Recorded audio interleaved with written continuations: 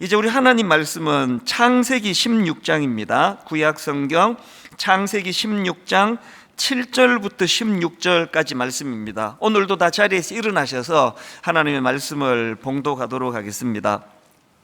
창세기 16장 7절. 여호와의 사자가 광야의 샘물 곁 곧 술 길 샘 곁에서 그를 만나 이르되 사레의 여종 하가라, 내가 어디서 왔으며 어디로 가느냐? 그가 이르되 나는 내 여주인 사레를 피하여 도망하나이다. 여호와의 사자가 그에게 이르되 내 여주인에게로 돌아가서 그 수하에 복종하라. 여호와의 사자가 또 그에게 이르되 내가 내 씨를 크게 번성하여 그 수가 많아 셀 수 없게 하리라. 여호와의 사자가 또 그에게 이르되 내가 임신하였은즉 아들을 낳으리니 그 이름을 이스마엘이라 하라. 이는 여호와께서 내 고통을 들으셨음이니라. 그가 사람 중에 들나귀 같이 되리니 그의 손이 모든 사람을 치겠고 모든 사람의 손이 그를 칠지며 그가 모든 형제와 대항해서 살리라 하니라. 하갈이 자기에게 이르신 하나님의 이름을 나를 살피시는 하나님이라 하였으니 이는 내가 어떻게 여기서 나를 살피시는 하나님을 배웠는고 함이라. 이러므로 그 샘을 부엘라 헤로이라 불렀으며 그것은 가데스와 베렛 사이에 있더라. 하갈이 아브라함의 아들을 낳음에 아브라함이 하갈이 낳은 그 아들을 이름하여 이스마엘이라 하였더라. 하갈이 아브라함에게 이스마엘을 낳았을 때에 아브라함이 86세였더라. 아멘. 자리에 앉아주시기를 바랍니다.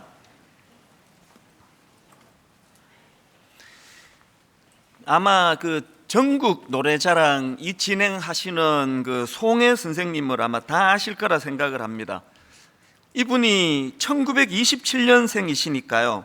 연세가 이제 90대 중반이신데 얼마나 건강하게 활동하시고, 그리고 이제 그 전국 노래자랑 진행하는 걸 이제 예전에 했던 거 가끔씩 보여주는 거를 보면은 막 얼마나 밝으시고 유쾌하시고 그게 참 부럽습니다. 저는 또 이제 저희 어머니와 연세가 좀 비슷하다 보니까 좀 마음으로 좀 비교가 되는 것 같아서요. 어머니 많이 늙으셨는데 어떻게 저렇게 정정하게 활동하시고 어떻게 저렇게 밝게 또 명랑하게 주변 사람들을 기쁘게 해주시는 일을 하실까. 그래서 그분 하면은 송혜 선생님 하면은 제 마음의 이미지가 그런 참 부러운 막 밝음, 건강함 막 이런 것들이 떠오르는데요. 최근에 제가 이분 기사를 읽다 깜짝 놀랐습니다. 우선 이 송혜 선생님에 대한 그 머리 기사가 심상치 않습니다. 머리 기사가 이렇습니다. 남산 절벽 투신 가지 걸려 살아. 내용을 보니까요, 일제강점기 때 이북에서 태어나셨는데 이 6.25 전쟁 때 이제 미군 함선을 타고 부산으로 피난을 오신 실향민인데 그 유랑극단 이런 데서 활동하시면서 뭐 진짜 많이 힘드셨나 보더라고요. 그래서 못 견뎌가지고 이제 사는 게 너무 힘들어 이제 남산 절벽에서 투신을 했는데 그 소나무 가지에 걸려서 살아났다는 이런 스토리가 있는 겁니다. 그리고 또 한 가지 참 마음이 아팠던 게요, 오래전에 20대 아들이 그 한남대교 오토바이를 타고 한남대교를 건너다가 뺑소니 그 교통사고를 당해서 그렇게 그 아들이 죽었다는 겁니다. 세월이 많이 흘렀지만 이분이 아직도 한남대교를 건너지 못한다. 그 트라우마가, 그 상처가 얼마나 깊이 남아 있었으면 아직도 그 다리를 건널 수가 없는 이런 사연을 갖고 계시더라고요. 제가 참 이번에 겉으로 보여지기에 늘 밝으시고 또 건강하시고 그런 이미지 너머로 이런 상처와 아픔이 있는 것을 보면서 참 이게 인생이라는 게 이런 거구나.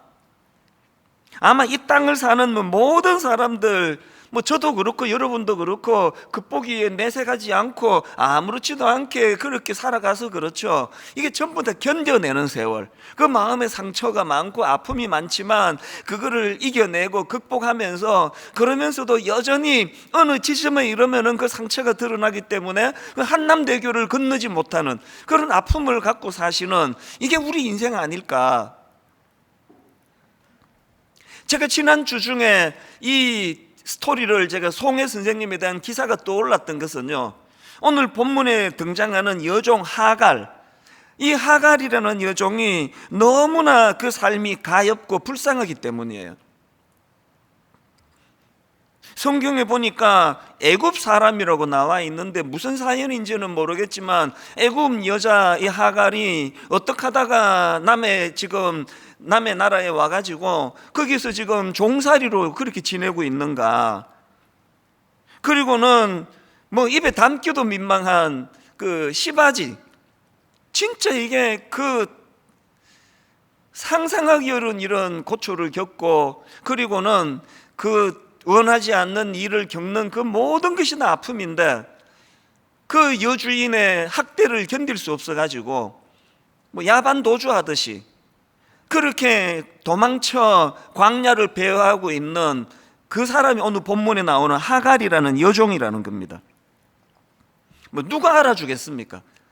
그 부자 아브라함의 집에 수많은 식솔들, 뭐 하인들, 여종, 그 많은 사람 중에 뭐 이 여자 하나 없어졌다고 해가지고 뭐 누가 거기에 애통하며 그를 찾아 헤매겠냐고요.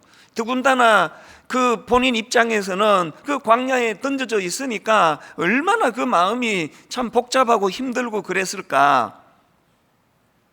예전에 그 주일 저녁에 코미디 프로 중에 이제 그 술 취한 사람이 코 빨갛게 이제 분장을 해가지고 그 술병 하나 들고는 막 계속 소리쳤던 거 기억하시죠?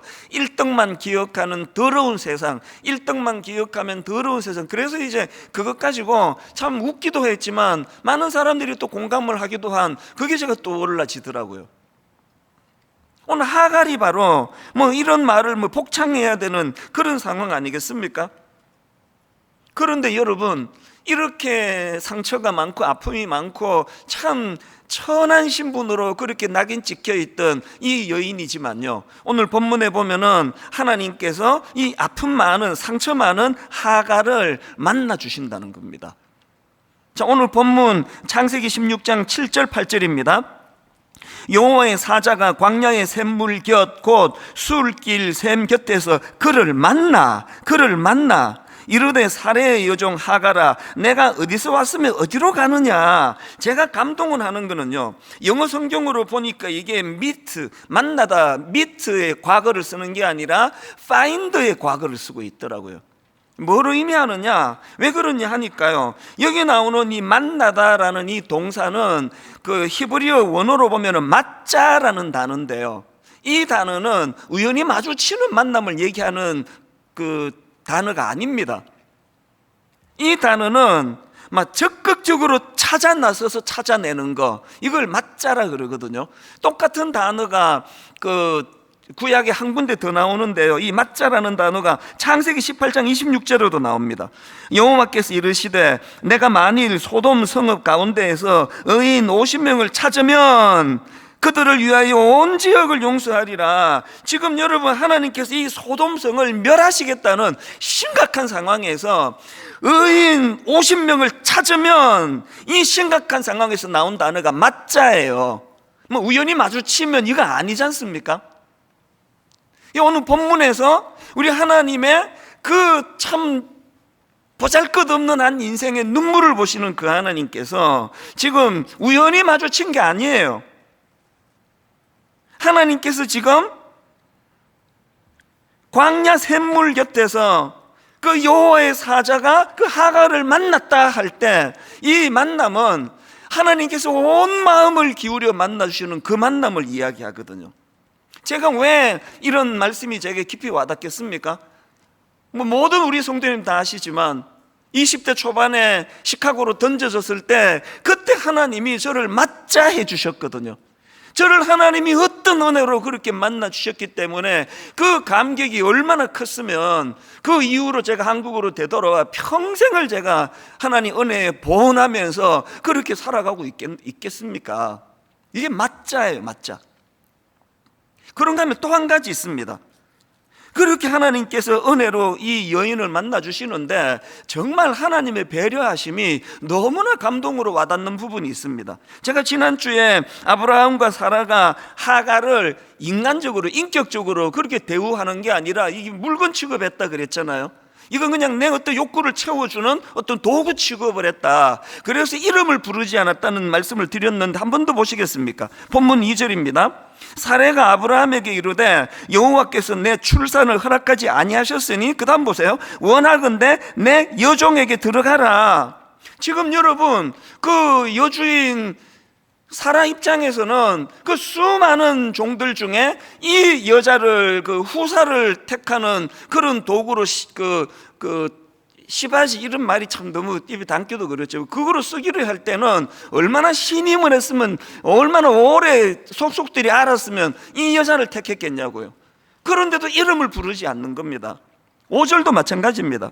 사레가 아브라함에게 이르되 내가 받는 모욕은 당신이 받아야 옳도다. 그 다음 보세요. 내가 나의 여종을 당신의 품에 두었거늘. 그랬더니 6절에 아브라함도 똑같습니다. 아브라함이 사레에게 이르되 당신의 여종은 당신의 수중에 있으니 당신의 눈에 좋을 대로 그에게 행하라 하며, 전혀 한인격으로 지금 대우하지 않고 이름을 아예 부르지 않는 겁니다.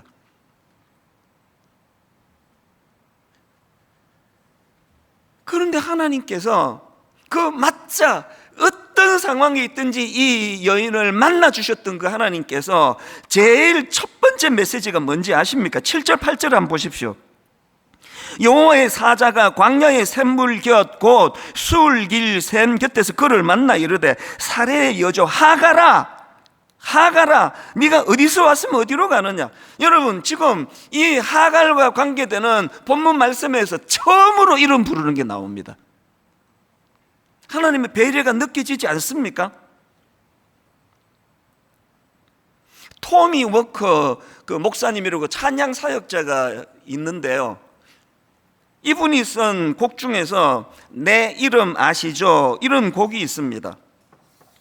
아마 그 성도는 다 아실 겁니다. 나를 지으신 주님 내 안에 계셔, 뭐 이렇게 시작되는 이제 찬양인데요, 이 찬양 제목이 내 이름 아시죠? 근데 이렇게 그 찬양을 쓴 사연을 제가 듣고는 엄청 감동이 되더라고요. 이 토미 워커 목사님이 언젠가 필리핀에서 이제 집회를 한 적이 있는데, 필리핀도 이제 영어권이니까요. 필리핀에서 집회를 하는 그 과정에서, 그 집회에서 제리라고 하는 어떤 고아 소년을 만난 것 같습니다. 이 아이가 이제 그 사랑이 굶주리고 목이 마르고 그러다 보니까요, 어떤 증세가 있느냐 하니까 계속 같은 말을 반복해서 묻는 겁니다. You know my name? 내 이름 아세요? 내 이름 아시죠? 내 이름 뭐예요? 답을 해주는데도 또 묻고 계속 내 이름 기억하세요? 그때마다 이 토미 워커 목사님이 친절하게 그 아이 이름을 불러주면서 너 제리잖아, 너 이름 기억하지, 제리 맞잖아, 계속 그 대답을 해줬다는 겁니다. 그리고는 이 토미 워커 목사님이 문득 무슨 생각이 드는가 하니까, 이 아이가 참 외로워서 자기 존재를 알리고 싶은 것처럼 우리 모든 인생이 다 외로운 존재 아닌가. 우리 모든 인생이 그저 한 인격으로 그렇게 존중받기를 원하고 그 사람들이 알아주기를 바라는 이 사랑에 목마른 존재가 아닌가. 그러다가 하나님이 떠올랐다는 겁니다. 그래서 이 찬양 가사가 처음부터 그 스토리를 가지고 만든 것 같아요. 나를 지으신 주님 내 안에 계셔. 처음부터 내 삶은 그의 손에 있었죠. 내 이름 아시죠?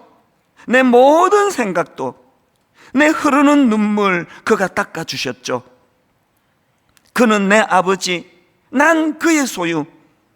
내가 어딜 가든지 날 떠나지 않죠. 내 이름 아시죠?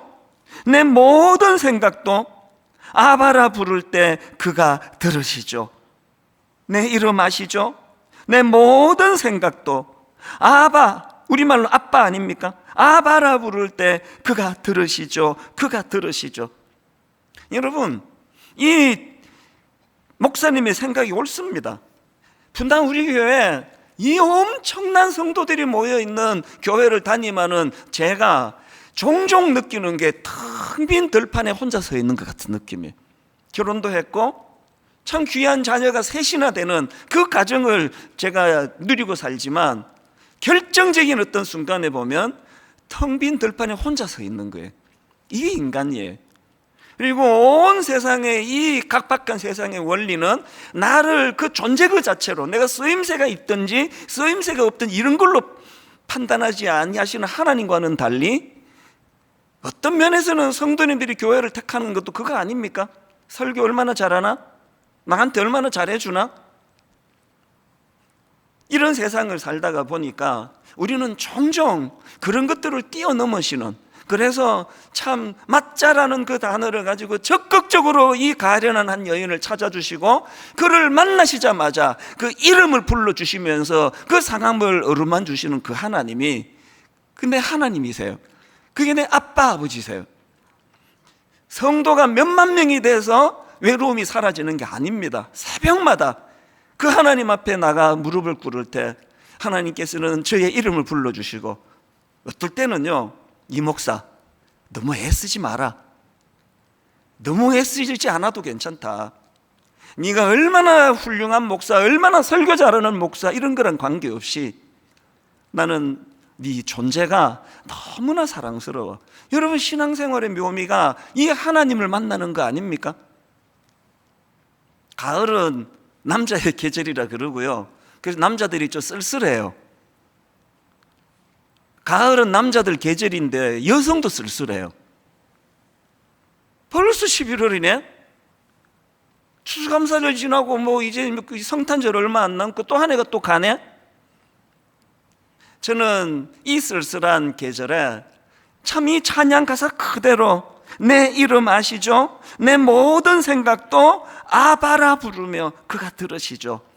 그 아빠 하나님께서 오늘도 여러분을 맞자로 찾고 계신다는 이 사실을 기억하시기를 바랍니다. 요즘에 저는요, 우리 그 브라보 시니어, 우리 65세 이상 어른들, 그리고 행복한 모임, 그 어른들 생각을 종종 해요. 이제 인생이 자꾸 세월이 흘러가면 참 자기도 모르게 그렇게 위축되기가 쉽고 또 의기소침해지기가 쉬울 텐데, 현역으로 왕성하게 그렇게 활동할 때보다 찾는 사람도 여전 같지가 않고 그러실 텐데 참 기도가 나와요. 하나님, 분당 우리 교회 청년 많은 거 자랑하는 이런 글로 끝내지 않도록 도와주시고, 하나님, 우리 교회에 이렇게 귀한 어른들이 많이 계시는 거 하나님은 그거 기억하실 줄로 믿습니다. 하나님, 우리 교회 우리 어른들 외롭지 않도록 도와주시고 쓸쓸하지 않도록 도와주시고, 하갈처럼 광야에 던져진 것 같은 이런 마음 일절 들지 않도록 하나님, 우리 귀한 어른들, 그 성도들 이름을 불러주시고 그 마음을 만져주시기를 원합니다. 오늘 예배 가운데 이런 역사가, 은혜가 일어나게 되기를 바랍니다. 그런데 여러분, 여기서 우리 한 가지 기억할 게 있습니다. 이렇게 위로자로 다가오시는 하나님이신데요, 우리 인간의 위로와 결정적으로 다른 게 좀 있습니다. 하나님의 그 위로하심 속에는요, 두 가지 정말 중요한 요소가 담겨져 있는데요, 인간에게 없는 두 가지. 그 첫 번째가 뭐냐? 제가 오늘 하갈을 보니까요, 이 하갈을 향하신 하나님의 위로의 두 가지 측면이 있는데, 첫 번째 측면이 뭐냐? 하나님의 위로에는 문제의 원인을 깨닫게 하심이 내포되어 있는 위로라는 겁니다. 문제의 원인을 깨닫게 하심. 자, 이게 무슨 의미냐? 제가 앞에서 하나님께서 이 하갈의 이름을 불러주셨다고 말씀을 드렸는데요, 이름만 부르신 게 아니에요. 자, 8절을 다시 보시겠습니까? 이름 앞에 이르되 사레의 여종 하갈아, 사레의 여종 하갈아. 기왕 격려해 주시는 김에 이름만 부르시지 꼭 그 뭐 종이라는 걸 밝힐 필요가 있습니까? 여기에 굉장히 중요한 의미가 담겨져 있습니다. 지금 하나님께서는요, 광야로 내 던져진 이 여인을 위로해 주시고 어루만 주시고 내가 너를 기억하고 있다, 이 메시지를 주시는데 왜 사레의 여종 하갈이라는 이 표현을 쓰셨는가? 거기에는요 굉장히 중요한 의미가 있습니다. 뭐라고 말씀드렸습니까? 하나님의 위로 속에는요, 그가 겪고 있는 그 문제의 원인도 같이 깨닫기를 원하시는 은혜가 있다는 겁니다. 이게 무슨 말씀이냐? 여러분 지난주 살펴봤던 본문 4절 5절 한 번 더 보십시오. 아브라함이 하갈과 동침하였더니 하갈이 임신함에 그가 자기의 임신함을 알고, 그 다음 보세요. 그의 여주인을 멸시한지라. 사실은 그렇게 한 인격을 막대하고 그렇게 핍박하고 이 모든 근원적인 문제의 잘못은 아브라함과 사라에게 있지만, 하나님께서 자각시켜 주는 게 뭡니까? 임신했다고 종의 신분으로 주인을 멸시하고 애도 못 낳는 늙은 여자 주제에, 이게 사실은 그 원인을 제공한 한 요인이 되는 거 아닙니까? 하나님이 뭘 자각시켜 주는 겁니까? 네가 암만 임신을 하고 아무리 네가 그런 의기양양한 상황에 놓여있다 할지라도 너의 아이덴티티, 너의 신분, 너가 처한 그 상황을 늘 잊지 않는 것이, 그것을 잊어버린 게 오늘 이런 비극을 만든 한 포인트가 됐다. 여러분, 인간은요, 그래서 저는 늘 그 생각을 해요. 이 부부관계도 그렇고요, 어떤 대인관계에서 생겨나는 문제는 절대로 한쪽 얘기만 듣고 절대로 판단하면 안 됩니다. 항상 이게 상대가 있거든요. 지금 그 하갈이 자기가 원인 제공한 이야기 쏙 빼놓고 얘기하잖아요. 상대방이 핍박해서. 인간의 위로에 없는 하나님의 위로하심은 늘 우리가 더 근원적인 그 문제, 근원적인 문제를 돌아보게 해주신다는 겁니다.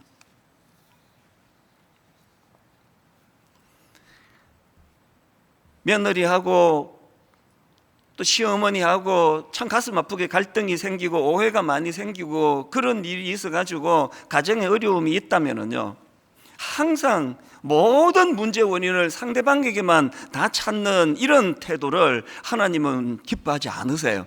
그래서 저는 우리 29 예비 담임 목사님들한테 요즘에 초창기부터 계속 강조하는 게 사자성어를 기억해라. 역지사지.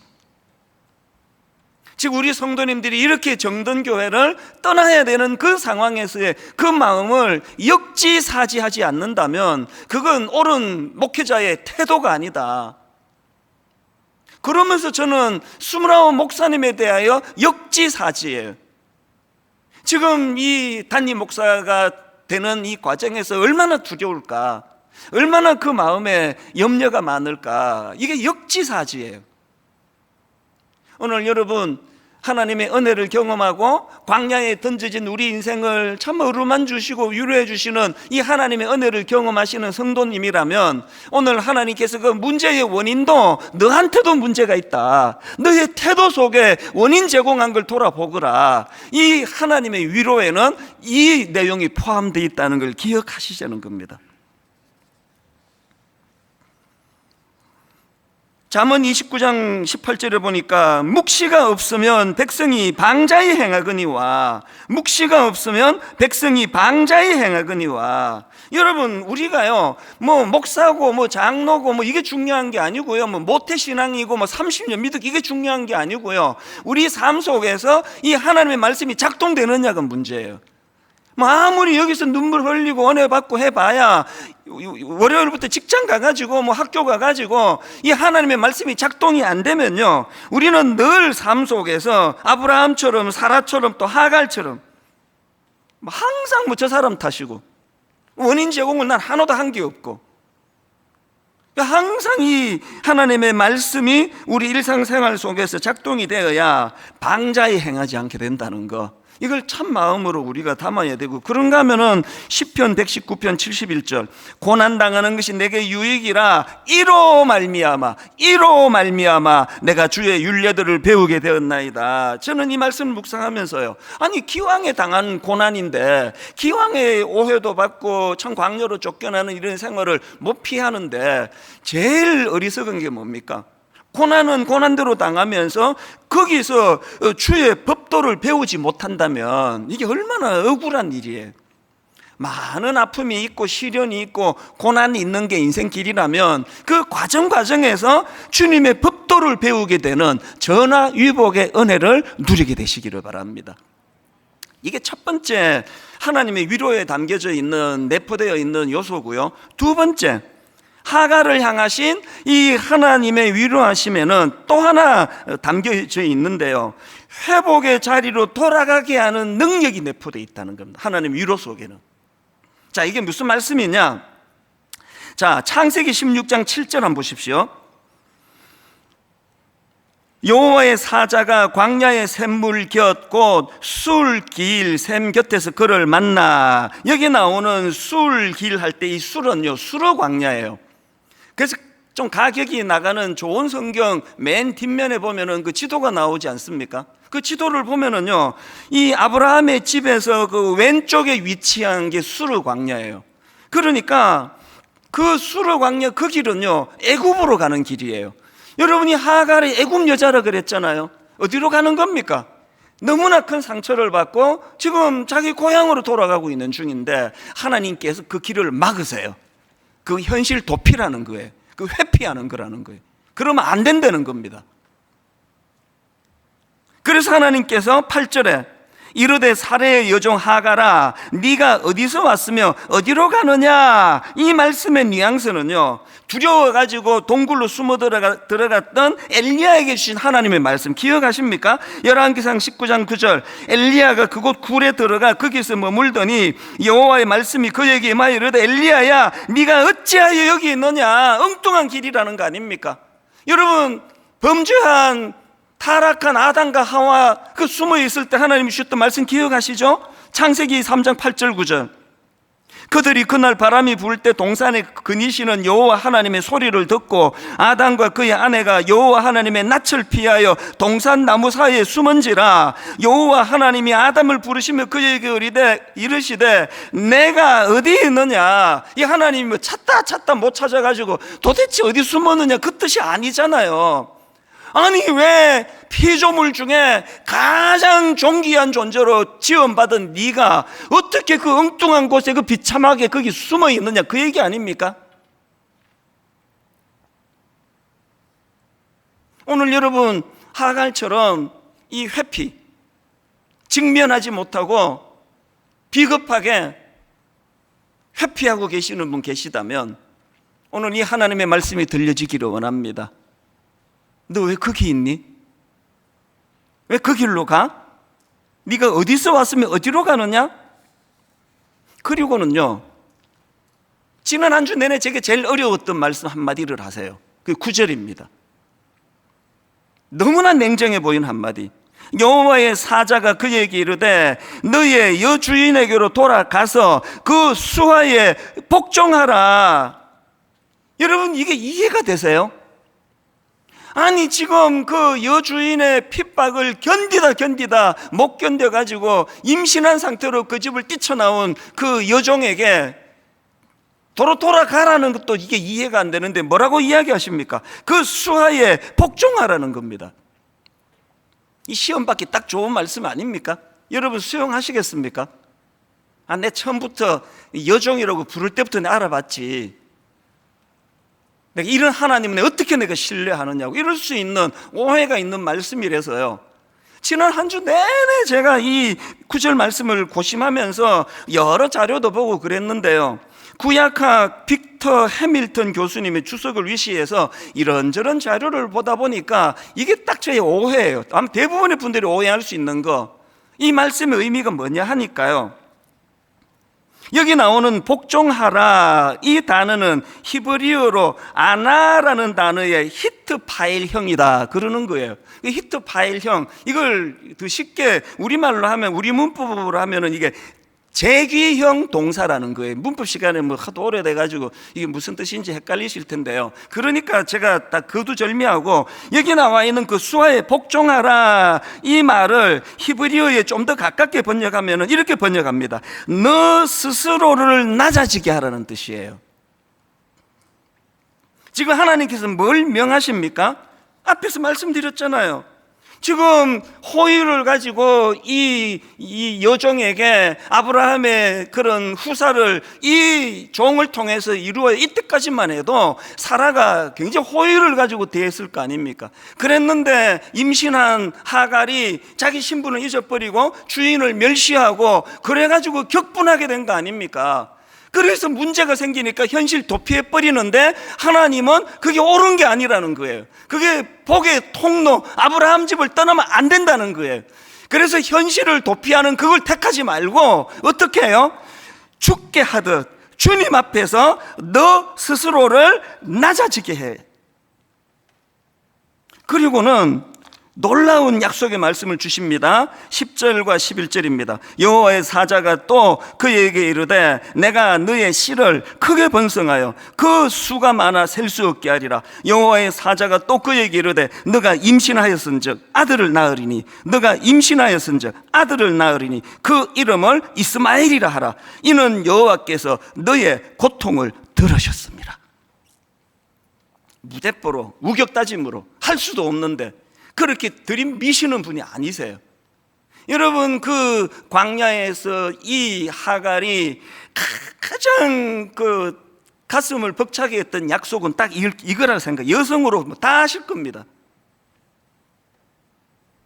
너가 임신하였은즉 아들을 낳으리니. 그 광야에 던져져 절대 이런 일이 일어날 수 있을 것 같지가 않은 그 상황에서 하나님께서 이 약속의 말씀을 주시면서 여호와께서 너의 고통을 들으셨기 때문에 너는 한 가지만 하면 된다.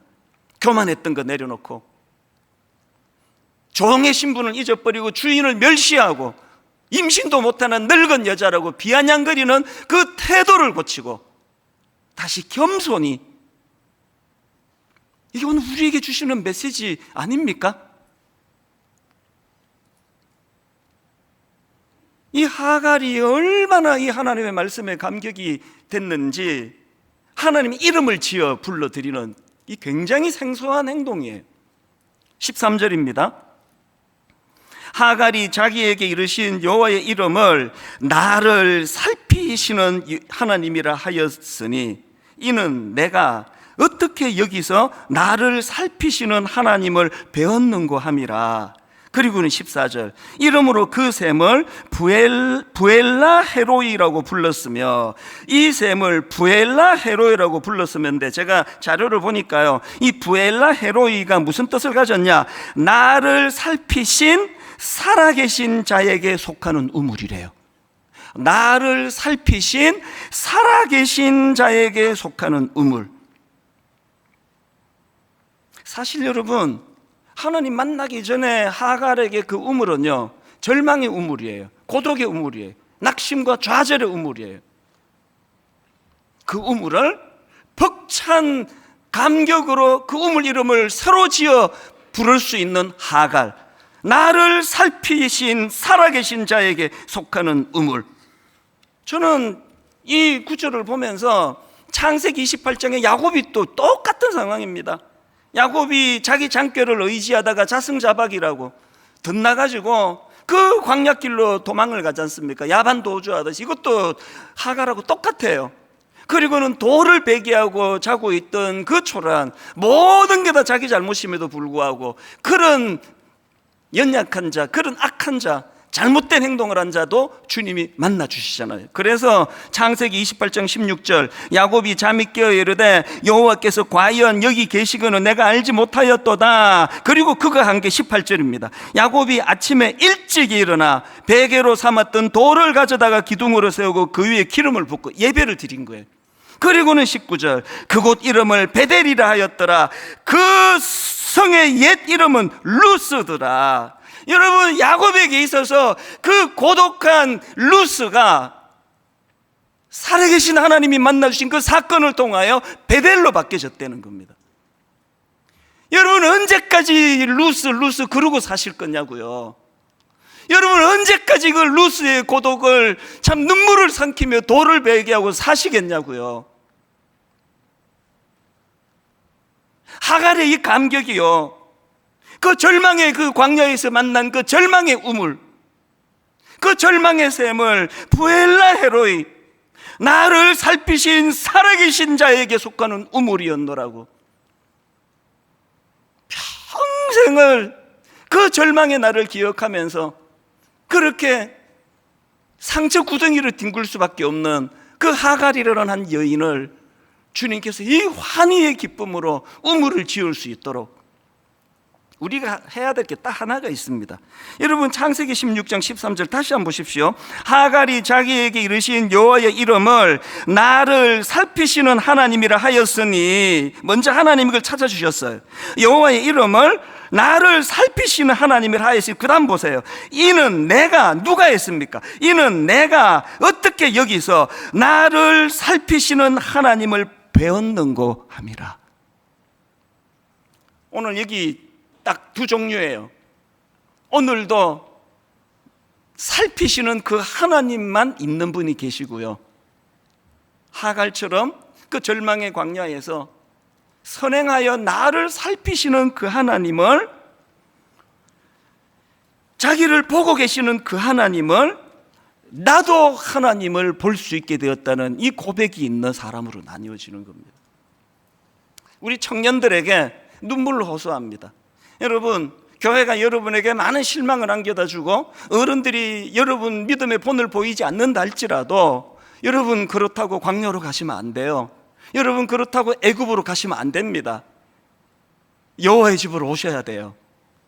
여호와의 집으로 오셔서 하갈과 같이 고백하셔야 돼요. 사람들은, 어른들은 정말 마음에 여러 가지 상처를 우리에게 줬지만 오늘도 먼저 선행하여 나를 살피시는 그 하나님, 나를 살피시는 그 하나님을 내가 보게 되었노라고 고백하는 그 현장에서 하나님의 역사가 일어날 줄로 믿습니다. 이번 한 주간 너무나 풍성한 은혜를 누리고, 여러분 루스를 베델로 바꾸어 주시고, 여러분 삶 속에서 나를 아프게 하고 고독하게 하고 절망하게 만들었던 그 셈을 여러분에게는 어떤 이름으로 그것을 지을 수 있을지, 오늘 이 찬양을 설교 마무리 찬양으로 하나님께 올려드리기 원합니다. 하나님의 사랑을 사모하는 자, 하나님의 평안을 바라보는 자, 너의 모든 것 창조하신 우리 주님이 너를 얼마나 사랑하시는지 그 이름 아시죠? 하나님 내 이름 아시죠? 우리 하나님을 기억하시면서 광야의 그 하갈과 같은 심정으로 우리 하나님께 이 찬양을 올려드리기 원합니다. 이렇게 찬양하시겠습니다. 하나님의 사랑을 사모하는 자,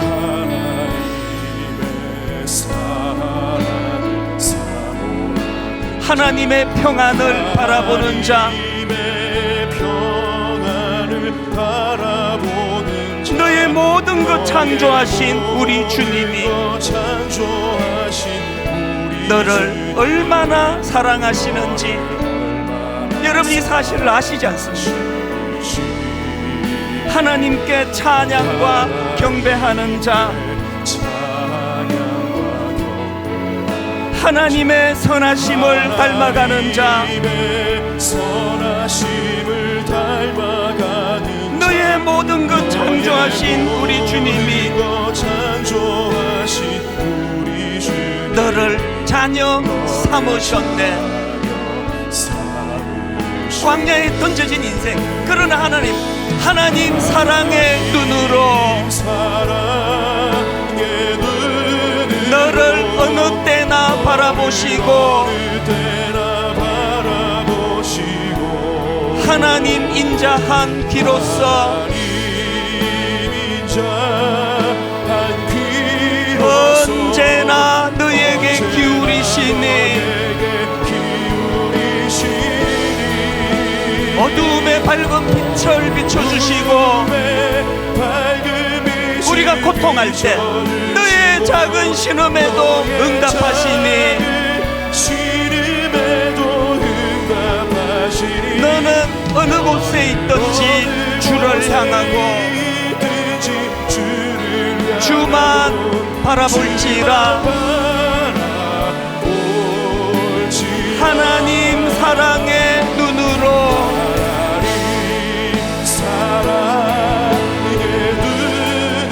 너를 어느 때나 바라보시고 하나님 인자한 귀로서 언제나 너에게 기울이시니 비록 광야에 던져진 참 초라한 인생이지만 어두움의 밝은 빛을 비춰주시고 너의 작은 신음에도 응답하시니 너는 어느 곳에 있든지 주를 향하고 주만 바라볼지라. 여호와는 나의 빛이요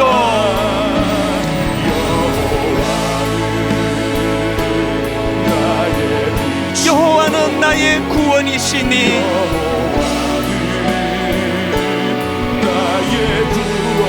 내가 누구를 두려워하리요.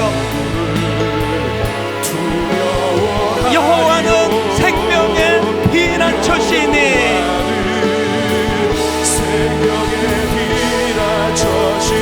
주의 인자가 생명보다 나음으로 내 입술이 여호와를 찬양하리.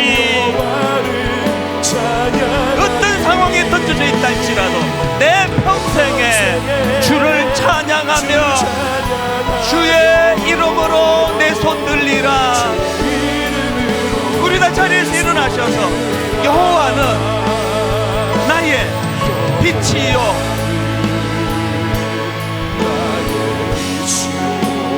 여호와는 나의 구원이시니 내가 누구를 두려워하리요. 여호와는 생명의 피난처시니. 여러분 전심을 다하여 찬양합니다. 주의 인자가 생명보다 나음으로 내 입술이 여호와를 찬양하리. 내 평생에 주를 찬양하며 주의 이름으로 내 손 들리라. 주의 이름으로 내 손 들리라.